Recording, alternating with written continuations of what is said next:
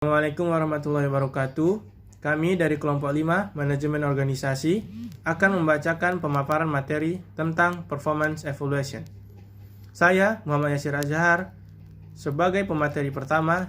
Selanjutnya pemateri kedua ada Dewi Alicia Fitri. Pemateri ketiga ada Reski Septiani Harahap. Pemateri keempat ada Sophia Harahap. Pemateri kelima ada Aditya Aldani Wijaya. Lalu pemateri terakhir ada Teguh Syihotang. Baik, untuk mempersingkat waktu, langsung saja kami mulai. Performance Evaluation. Performance Evaluation atau yang lebih kenal dengan sebutan penilaian kinerja adalah evaluasi yang sistematis terhadap kinerja dan kemampuan karyawan, sehingga dapat merencanakan pengembangan karir lebih lanjut bagi karyawan yang bersangkutan. Penilaian tersebut biasanya disusun oleh atasan langsung karyawan. Prosedur ini biasanya memerlukan atasan untuk mengisi formulir penilaian standar yang akan menjadi evaluasi tiap individu. Selanjutnya, tujuan Performance Evaluation.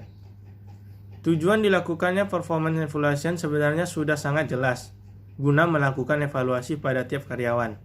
Nantinya, proses evaluasi akan berhubungan dengan kinerja dan produktivitasnya.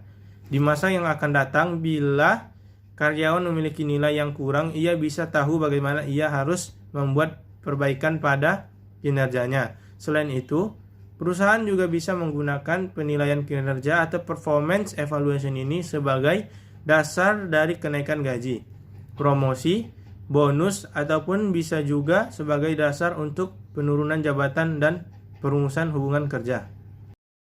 Tahapan-tahapan performance evaluation. Yang pertama, menentukan standar kinerja. Proses penilaian kinerja dimulai dari penetapan standar kinerja.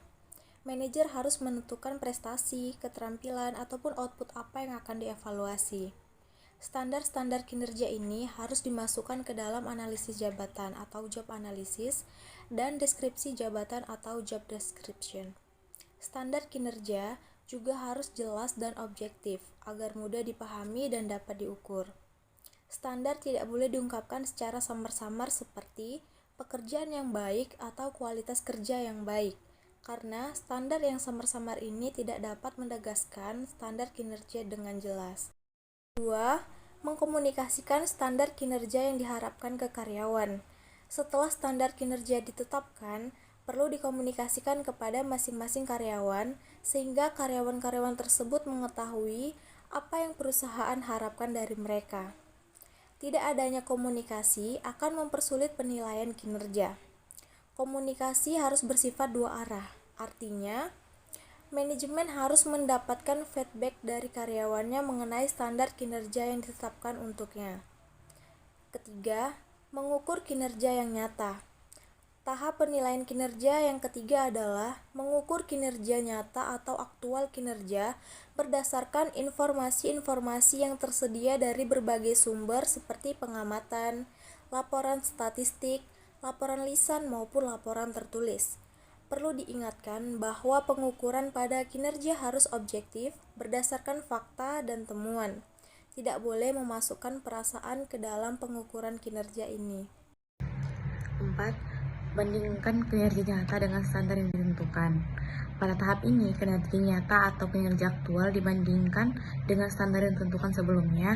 Perbandingan ini akan mengungkapkan penyimpangan antara kinerja aktual dengan standar kinerja. 5. Diskusikan hasil penilaian dengan karyawan. Langkah ini merupakan salah satu tugas yang paling menantang yang harus dihadapi oleh manajer karena harus menyajikan penilaian yang akurat sehingga karyawan yang bersangkutan menerima hasil penelitian tersebut. Diskusi tentang penelitian ini memungkinkan karyawan untuk mengetahui kekuatan kelemahannya serta dampaknya terhadap kinerjanya di masa yang akan datang. Dampaknya mungkin positif maupun negatif tergantung pada penilaian yang disajikan. Keenam, mengambil tindakan korektif atau tindakan perbaikan. Langkah terakhir pada proses penilaian akan mengambil tindakan kolektif atau perbaikan apabila diperlukan jika terjadi penyimpangan antara standar kinerja dengan kinerja aktual karyawan dan telah dikomunikasikan dengan baik antara kedua pihak, maka pihak perusahaan maupun karyawan harus mengambil tindakan untuk perbaiki kinerjanya.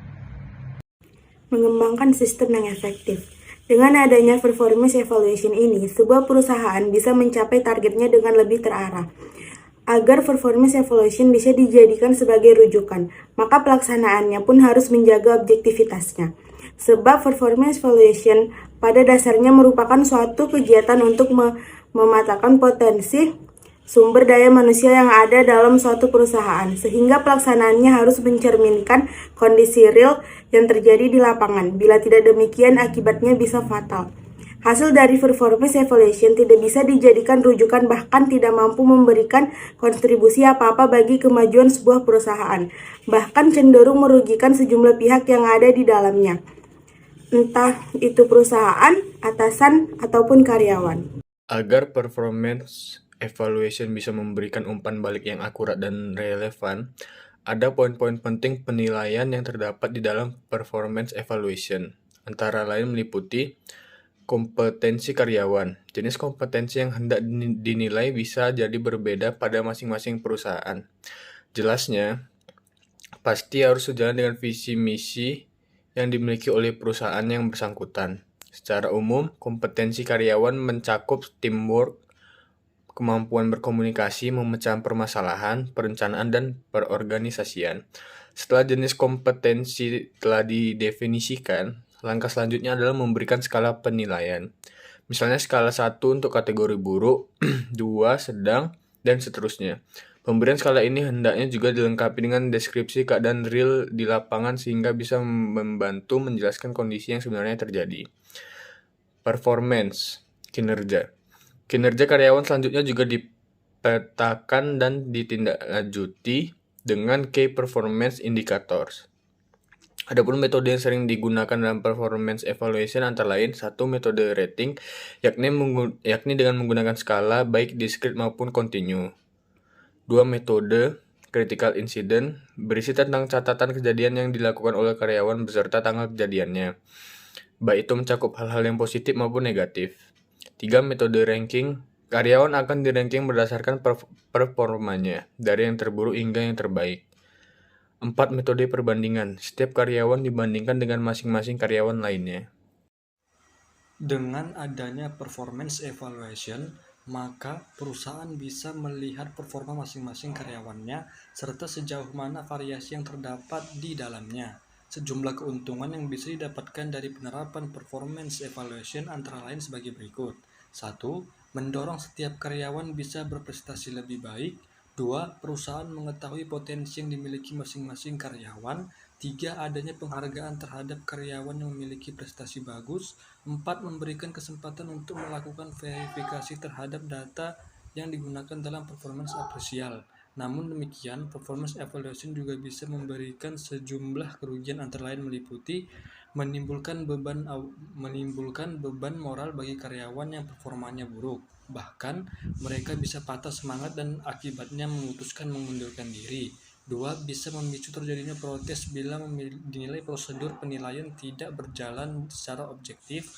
3. Menciptakan iklim kerja yang tidak kondusif akibat adanya GAB antara karyawan.